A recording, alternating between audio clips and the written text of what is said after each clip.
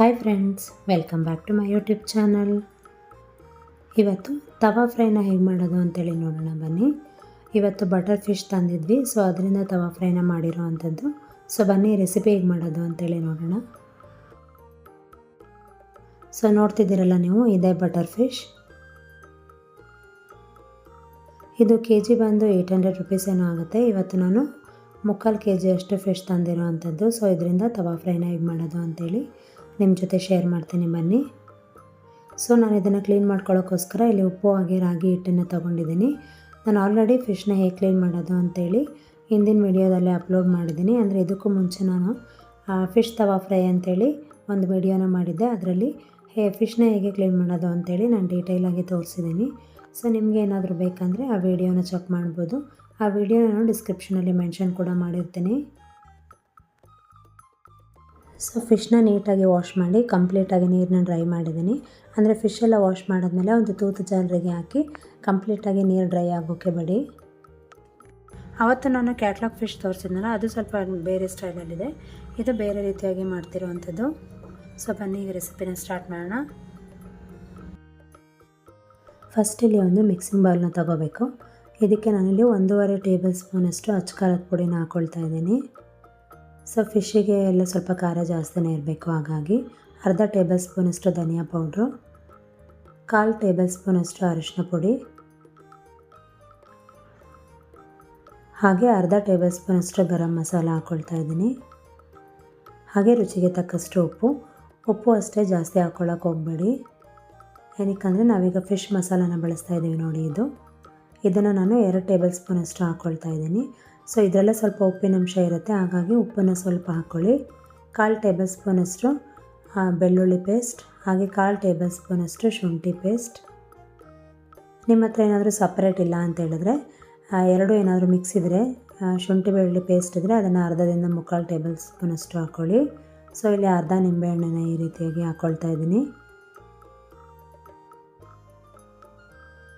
ಹಾಗೆ 1 ಮೊಟ್ಟೆ, ಹಾಗೆ ನಾನಿಲ್ಲಿ 1 ಟೇಬಲ್ ಸ್ಪೂನಷ್ಟು ಕಾರ್ನ್ಫ್ಲವರ್ನ ಹಾಕ್ಕೊಳ್ತಾ ಇದ್ದೀನಿ, ಅಂದರೆ ಜೋಳದ ಹಿಟ್ಟು. ಹಾಗೆ 1 ಟೇಬಲ್ ಸ್ಪೂನಷ್ಟು ಅಡುಗೆ ಎಣ್ಣೆ. ಇದನ್ನೆಲ್ಲ ಹಾಕಿ ಚೆನ್ನಾಗಿ ಮಿಕ್ಸ್ ಮಾಡ್ಕೋಬೇಕು. ಸೊ ಇಲ್ಲಿ ಯಾವುದೇ ರೀತಿಯಾಗಿ ನೀವು ನೀರನ್ನ ಬಳಸೋಕೆ ಹೋಗಬೇಡಿ, ಚೂರು ಕೂಡ ನೀರು ಹಾಕ್ತಲೇ ಇದನ್ನು ಚೆನ್ನಾಗಿ ಮಿಕ್ಸ್ ಮಾಡ್ಕೋಬೇಕು. ಸ್ವಲ್ಪ ಗಟ್ಟಿಗೆ ಪೇಸ್ಟ್ ಆಗುತ್ತೆ, ಆ ರೀತಿ ಇದ್ರೇ ಸಾಕು ನಮಗೆ.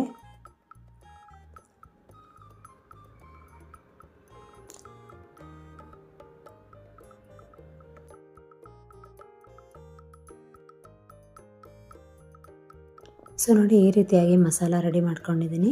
ಸೊ ಈಗ ಒಂದೊಂದೇ ಫಿಶನ್ನು ತೊಗೊಂಡು ನೀಟಾಗಿ ಎಲ್ಲ ಕಡೆಗೂ ಸ್ಪ್ರೆಡ್ ಆಗೋ ರೀತಿಯಾಗಿ ನಾವು ಹಚ್ಚಬೇಕಾಗುತ್ತೆ ಇದಕ್ಕೆ. ಸೊ ಎಲ್ಲ ಕಡೆಯೂ ನೀಟಾಗಿ ನೀವು ಮಸಾಲೆನ ಹಾಕ್ಕೊಳ್ಳಿ. ಸ್ವಲ್ಪ ದಪ್ಪವಾಗಿ ಮಸಾಲೆ ಹಾಕ್ಕೋಬೇಕು, ಏನಕ್ಕೆ ಉಪ್ಪು ಖಾರ ಚೆನ್ನಾಗಿ ಹತ್ತುತ್ತೆ, ಹಾಗಾಗಿ. ಸೊ ಈ ರೀತಿಯಾಗಿ ಎಲ್ಲ ಕಡೆಯೂ ಸ್ಪ್ರೆಡ್ ಮಾಡ್ಕೊಳ್ಳಿ.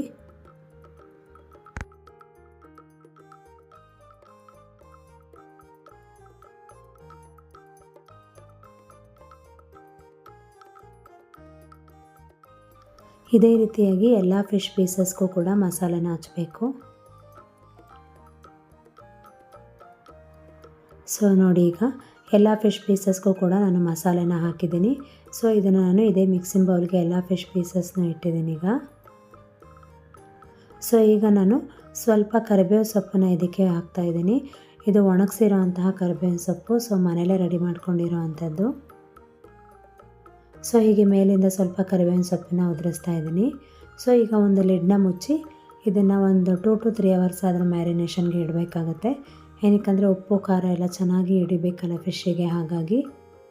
ಸೊ ನೀವು ಫ್ರಿಜ್ಜಲ್ಲಿ ಇಡೋದಾದರೂ ಓಕೆ. ಫ್ರಿಜ್ಜಲ್ಲಿ ಏನಾದ್ರು ಇಡ್ತೀರಾ ಅಂತ ಹೇಳಿದ್ರೆ ಅಟ್ಲೀಸ್ಟ್ 2 ಅವರ್ಸ್ ಆದರೂ ನೀವು ಫ್ರಿಜ್ಜಲ್ಲಿ ಇಟ್ಟು ಬಳಸಬೇಕಾಗತ್ತೆ.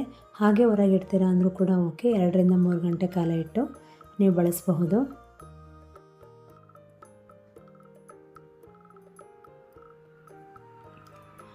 ಸೊ ನೋಡ್ಬೋದು ನೀವೀಗ 2 ಅವರ್ ಆಗಿದೆ. ಸೊ ಬನ್ನಿ ಈಗ ಇದನ್ನು ತವಾ ಫ್ರೈ ಮಾಡ್ಕೊಳ್ಳೋಣ.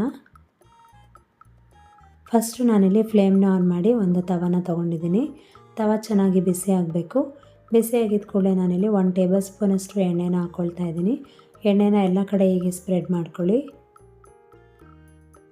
ನಂತರ ಇದಕ್ಕೆ ಒಂದೊಂದೇ ಫಿಶ್ ಪೀಸಸ್ನ ಹಾಕ್ಕೋಬೇಕು. ಸೊ ತುಂಬ ಜಾಸ್ತಿ ಹಾಕ್ಕೊಳ್ಳೋಕ್ಕೆ ಹೋಗಬೇಡಿ, 2-3 ಈ ರೀತಿಯಾಗಿ ಹಾಕ್ಕೊಂಡು ಮಾಡ್ಕೊಳ್ಳಿ. ತುಂಬ ಇಕ್ಕಟ್ಟಾದರೂ ಕೂಡ ಅದನ್ನು ಮಗ್ಚೋಕ್ಕೆ ಸ್ವಲ್ಪ ಕಷ್ಟ ಆಗುತ್ತೆ. ಹಾಗಾಗಿ ಸೊ ಹೀಗೆ ಫಿಶ್ ಪೀಸಸ್ನ ಹಾಕಿದ್ಮೇಲೆ ಅದ್ರ ಮೇಲಿಂದ ಮತ್ತೆ 1 ಟೇಬಲ್ ಸ್ಪೂನಷ್ಟು ಎಣ್ಣೆನ ಈ ರೀತಿಯಾಗಿ ಹಾಕ್ಕೊಳ್ತಾ ಇದ್ದೀನಿ. ಸೊ ನೀವು ಹೀಗೆ ಕೂಡ ಬೇಯಿಸ್ಕೋಬೋದು, ಇಲ್ಲ ಅಂತೇಳಿದ್ರೆ ಲಿಡ್ ಮುಚ್ಚಿ ಕೂಡ ಬೇಯಿಸ್ಕೋಬೋದು.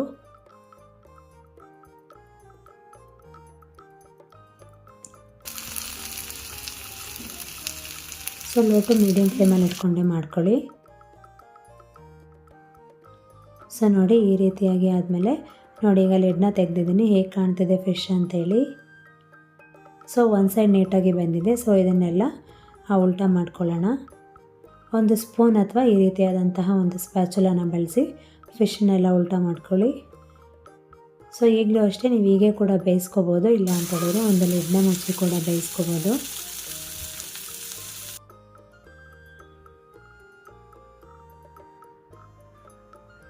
ಸೊ ನೋಡಿ ಫಿಶ್ ತವಾ ಫ್ರೈ ರೆಡಿ ಆಯಿತು. ನೋಡಿದ್ರಲ್ಲ ಎಷ್ಟು ಈಸಿ ಅಂತೇಳಿ. ಇವತ್ತು ನಾನು ಬಟರ್ ಫಿಶ್ನ ತವಾ ಫ್ರೈನ ಮಾಡಿರೋ ಅಂಥದ್ದು. ಸೊ ನೀವು ಇದೇ ಮಸಾಲನ ಬಳಸ್ಕೊಂಡು ಯಾವುದೇ ರೀತಿಯಾದಂತಹ ಫಿಶ್ನ ಕೂಡ ತವಾ ಫ್ರೈನ ಮಾಡಬಹುದು. ಸೊ ನೋಡಿದ್ರಲ್ಲ ಎಷ್ಟು ಈಸಿ ಅಂತೇಳಿ. ನಿಮ್ಮೆಲ್ಲರಿಗೂ ಈ ವಿಡಿಯೋ ಇಷ್ಟ ಆಗಿದೆ ಅಂತ ಅಂದ್ಕೊಂಡಿದ್ದೀನಿ. ಸೊ ಮತ್ತಷ್ಟು ವಿಡಿಯೋಗಳಿಗಾಗಿ ನನ್ನ ಚಾನಲ್ನ ಸಬ್ಸ್ಕ್ರೈಬ್ ಮಾಡ್ಕೊಳ್ಳಿ. Thank you for watching this video. ನಾನು ನಿಮಗೆ ನೆಕ್ಸ್ಟ್ ವಿಡಿಯೋ ಜೊತೆ ಮತ್ತೆ ಸಿಗ್ತೀನಿ. ಅಲ್ಲಿವರೆಗೂ ನಮಸ್ಕಾರ. Take care.